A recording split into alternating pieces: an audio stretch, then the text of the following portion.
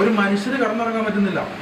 ചെറിയ കുഞ്ഞു പിള്ളേരുള്ള വീട്ടിലും കാർന്നോന്മാരുള്ള വീട്ടിലും സാധാരണക്കാരുടെ വീട്ടിൽ ഇൻവേർട്ടർ ഇല്ല. അവര് ഉഷ്ണം കൂടിയിട്ട് ആൾക്കാരും വിളിച്ചാൽ എടുക്കാനുള്ള ഒരു മര്യാദയെങ്കിലും കാണിക്കണ്ടേ? നിങ്ങൾ ഫോൺ എടുത്ത് കാര്യവും പറയുന്നില്ല. നിങ്ങൾ ഈ മൂട്ടിൽ തന്നെ ഫോൺ വരുമ്പോണ്ട്. കിടപ്പ് രോഗികളുള്ള സ്ഥലം. ഈ കിടപ്പ് രോഗികളെ സംബന്ധിച്ചിടത്തോളം കറണ്ട് പോയി കഴിഞ്ഞാൽ വലിയ പ്രശ്നമാണ്. പറയാനുള്ള ഒരു മര്യാദകളെങ്കിലും കാണിക്കണ്ടേ? ഇന്നലെ വിളിച്ചു കഴിഞ്ഞപ്പോ സബ്സ്റ്റേഷനിൽ ചുമ്മാ അല്ല സബ്സ്റ്റേഷൻ ഇന്നലെ വിളിച്ചു കഴിഞ്ഞാൽ സബ്സ്റ്റേഷൻകാർ ചുമ്മാ വെറുതെ കറണ്ട് കെട്ടിയതേക്കുവാണ്.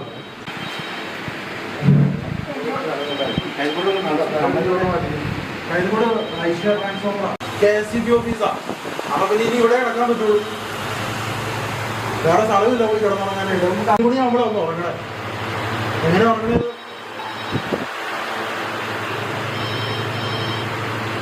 പരസ്യമൊക്കെ കണ്ടു കഴിഞ്ഞാൽ 10 വർഷമായിട്ട് കറണ്ട് കെട്ടില്ലാന്ന് പോകും.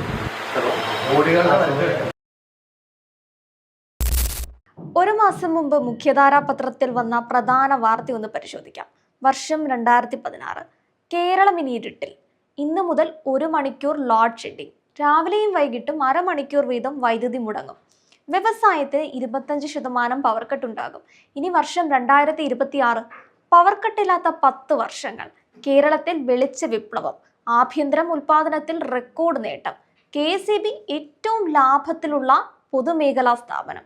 2030 10,000 മെഗാവോൾട്ട് ആകും. ഇതൊക്കെ ഇരിക്കട്ടെ, ഒരു മാസം മുമ്പ് ഇടതുപക്ഷ സർക്കാർ നടത്തിയ ഭരണ നേട്ടത്തിന്റെ താരതമ്യ പരസ്യമാണിത്. പ്രഖ്യാപനങ്ങളെന്നും പറയാം. ഇപ്പോഴത്തെ സ്ഥിതി എന്താണ്?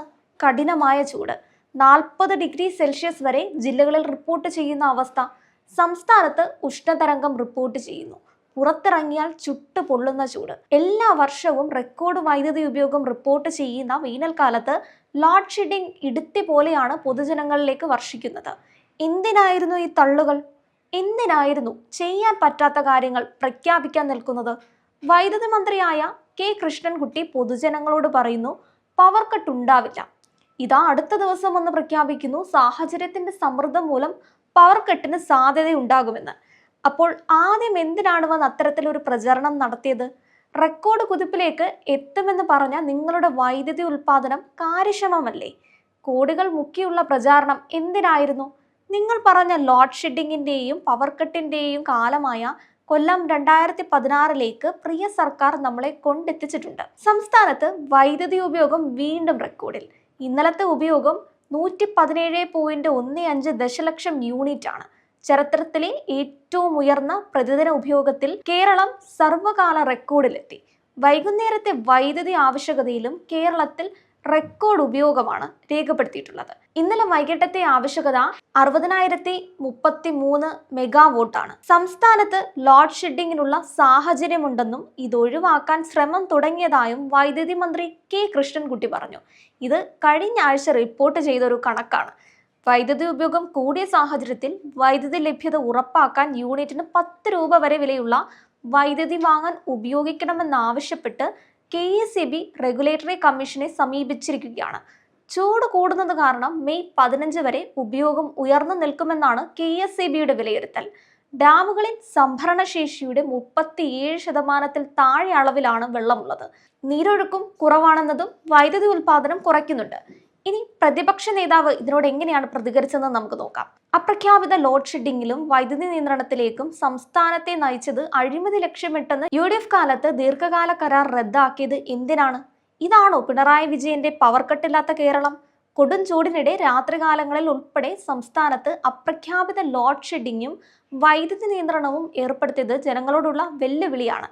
ഇതാണോ പിണറായി വിജയനും മന്ത്രിമാരും മുതൽ സൈബർ പോരാളികൾ വരെ തിരഞ്ഞെടുപ്പ് കാലത്ത് കെട്ടിപ്പൊക്കിയ പവർ കട്ടില്ലാത്ത 10 വർഷം എന്ന പെരുന്നുണ? വൈദ്യുതി ബില്ലിനെ പോലും തിരഞ്ഞെടുപ്പ് പ്രചരണത്തിന് ഉപയോഗിച്ചവരാണ് ഇപ്പോൾ നിസ്സഹായരായി നോക്കി നിൽക്കുന്നത്. അപ്രഖ്യാപിത ലോഡ് ഷെഡിംഗ് ഉടൻ പിൻവലിക്കണം. ജനങ്ങളെ വെല്ലുവിളിച്ച് വൈദ്യുതി നിയന്ത്രണം തുടർന്നാൽ UDF ശക്തമായ പ്രക്ഷോഭം സംഘടിപ്പിക്കും. അഴിമതി ലക്ഷ്യമിട്ട് സർക്കാരിലെയും വൈദ്യുതി ബോർഡിലെയും റെഗുലേറ്ററി കമ്മീഷനിലെയും ഉന്നതർ നടത്തിയ വഴിവിട്ട നീക്കങ്ങളാണ് വൈദ്യുതി പ്രതിസന്ധിയിലേക്ക് കേരളത്തെ എത്തിച്ചത്. ഉമ്മൻചാണ്ടി സർക്കാരിന്റെ കാലത്ത് കുറഞ്ഞ വിലയ്ക്ക് ദീർഘകാലത്തേക്ക് വൈദ്യുതി വാങ്ങാനുള്ള കരാർ ഒപ്പിട്ടിരുന്നു. 465 മെഗാവാട്ട് വൈദ്യുതി യൂണിറ്റിന് ശരാശരി 4 രൂപ 29 പൈസയ്ക്ക് വാങ്ങാനുള്ള കരാറാണ് അഴിമതി മാത്രം ലക്ഷ്യമിട്ട് പിണറായി സർക്കാർ റദ്ദാക്കിയത്. UDF സർക്കാരിന്റെ കാലത്ത് സജ്ജമാക്കിയ പവർ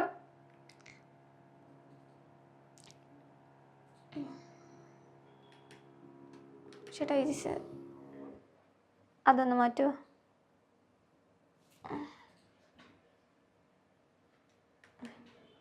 UDF സർക്കാരിന്റെ കാലത്ത് സജ്ജമാക്കിയ പവർ കോറിഡോറും കുറഞ്ഞ നിരക്കിൽ വൈദ്യുതി ലഭ്യമായിരുന്ന ദീർഘകാല കരാറും ഉപയോഗപ്പെടുത്തിയാണ് പവർ കട്ട് ഒഴിവാക്കിയതെന്ന് പിണറായി സർക്കാർ മേനി നടിച്ചത്. 2 വർഷം മുൻപ് കരാർ റദ്ദാക്കിയതിനു ശേഷം 4 രൂപ 29 പൈസയ്ക്ക് വാങ്ങിയിരുന്ന വൈദ്യുതി 6 മുതൽ 12 രൂപ വരെ നൽകിയാണ് വാങ്ങിയത്. ഇതിലൂടെ ദിവസേന 15 മുതൽ 20 കോടി രൂപയുടെ നഷ്ടമാണ് ഈ സർക്കാർ വൈദ്യുതി ബോർഡിന് ഉണ്ടാക്കി കൊടുത്തത്. സാമാന്യ ബുദ്ധിയുള്ള ആരും ചെയ്യാത്ത നടപടിയാണ് ദീർഘകാല വൈദ്യുതി പർച്ചേസ് കരാർ റദ്ദാക്കൽ. അഴിമതി ലക്ഷ്യമിട്ടുള്ള ഈ തീരുമാനം റെഗുലേറ്ററി കമ്മീഷന്റേതായിരുന്നെങ്കിലും KSEBക്കും സർക്കാരിലും ഉന്നതർക്കും പങ്കുണ്ട്. കരാർ അട്ടിമറിച്ചതിൽ CPM നേതൃത്വത്തിന്റെ ഇടപെടലുമുണ്ട്. സർക്കാർ പറയുന്നത് എന്തും ചെയ്യുന്നവരാണ് റെഗുലേറ്ററി കമ്മീഷൻ എന്ന്. കരാർ റദ്ദാക്കിയതിന് പിന്നിൽ ഏതൊക്കെ ഗൂഢാലോചനകളാണ് നടത്തിയതെന്ന് അവസാന കാലത്തെങ്കിലും ബന്ധപ്പെട്ടവർ വ്യക്തമാക്കണം. അഴിമതി പണം ഏതൊക്കെ പെട്ടിയിലേക്കാണ് പോയതെന്നും കണ്ടെത്തണം. ദീർഘകാല കരാറുകൾ തുടർന്നുവെങ്കിൽ ഇപ്പോഴത്തെ അപ്രഖ്യാപിത ലോഡ് ഷെഡിങ്ങും നിരക്ക് വർധനവും ഒഴിവാക്കാമായിരുന്നു. 2040 വരെ കേരളത്തിന് 4 രൂപ നിരക്കിൽ വൈദ്യുതി നൽകാനുള്ള ബാധ്യതയിൽ നിന്ന് കമ്പനികളെ രക്ഷിക്കുകയാണ് യഥാർത്ഥത്തിൽ റെഗുലേറ്ററി കമ്മീഷനും KSEBയും സർക്കാരും ചെയ്തത്. ഇതിലൂടെ ബോർഡിന് നഷ്ടമുണ്ടായപ്പോഴും 2000 കോടി രൂപയാണ് കമ്പനികൾക്ക് ലാഭമുണ്ടായത്. ഇതിന്റെ വിഹിതം ആർക്കൊക്കെ കിട്ടിയെന്ന് അറിയാൻ കേരളത്തിലെ ജനങ്ങൾക്ക് ആകാംക്ഷയുണ്ട്, അവകാശവുമുണ്ട്. UDF സർക്കാർ അധികാരത്തിലെത്തുമ്പോൾ ഈ അഴിമതിയെക്കുറിച്ച് അന്വേഷിക്കും. സംസ്ഥാനത്ത് വൈദ്യുതി പ്രതിസന്ധി രൂക്ഷം. നാളെ മുതൽ പുറത്തുനിന്ന് ലഭിക്കുന്ന വൈദ്യുതിയിൽ 200 മെഗാവാട്ടിന്റെ കുറവുണ്ടാകും. വൈദ്യുതി നിയന്ത്രിക്കാൻ നിലവിലുള്ള അപ്രഖ്യാപിത ലോഡ് ഷെഡിങ്ങിന്റെ ദൈർഘ്യം കൂട്ടിയേക്കും. ലോഡ് റെസ്ട്രിക്ഷൻ എന്ന പേരിലാണ് നിയന്ത്രണം. അതേസമയം സംസ്ഥാനത്ത് ഇന്നും കനത്ത ചൂട് തുടരുമെന്നാണ് മുന്നറിയിപ്പ്. പാലക്കാട് 40 ഡിഗ്രി വരെയും കൊല്ലത്ത് 39 ഡിഗ്രി വരെയും ചൂട് അനുഭവപ്പെടും. ഇതാണോ ഇടതു സർക്കാർ സ്വപ്നം കണ്ട കിനാശേരി എന്ന് ചോദിക്കാതിരിക്കാൻ സാധിക്കുന്നില്ല.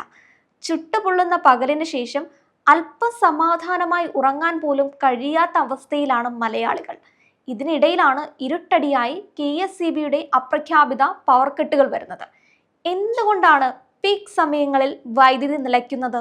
ഇതിന് പിന്നിലെ സാങ്കേതിക കാരണങ്ങളും സാധാരണക്കാർ അനുഭവിക്കുന്ന ദുരിതങ്ങളും ഒരു അറിയിപ്പുമില്ലാതെ രാത്രിയിൽ വൈദ്യുതി മുടക്കവും. ലോഡ് ഷെഡിംഗ് ഒഴിവാക്കാൻ മുന്നറിയിപ്പുമായി KSEB. ഇതിൻ്റെ ഇടയിൽ ലോഡ് ഷെഡിംഗ് ഒഴിവാക്കാൻ മുന്നറിയിപ്പുമായി KSEBയും രംഗത്തുണ്ട്. സംസ്ഥാനം കടുത്ത വൈദ്യുതി പ്രതിസന്ധിയിലേക്കാണ് പോകുന്നത്. ആവശ്യകത പരിധി കടക്കുന്നു. ഉപഭോഗം കുറയ്ക്കണമെന്ന് KSEB മുന്നറിയിപ്പ് നൽകുന്നു. വലയുകയാണ് ജനം. അകത്തിരുന്നാൽ ഉഷ്ണിച്ചു മരിക്കും, പുറത്തിറങ്ങിയാൽ സൂര്യതാപവും പാമ്പും. ഇതൊരു വല്ലാത്ത അവസ്ഥ തന്നെ. ഇത് ബാധിക്കുന്നത് സാധാരണക്കാരായ ജനങ്ങളെയാണ്. അതുകൊണ്ട് മറ്റുള്ളവർക്ക് ഒരു കോട്ടവും ഉണ്ടാവില്ല താനും. ഇനി ആകെയുള്ള പ്രതീക്ഷ വേനൽ മഴ തന്നെ. ഇനി അതേ ഉള്ളൂ ആശ്വാസത്തിനെന്നാണ് പൊതുജനം പറയുന്നത്.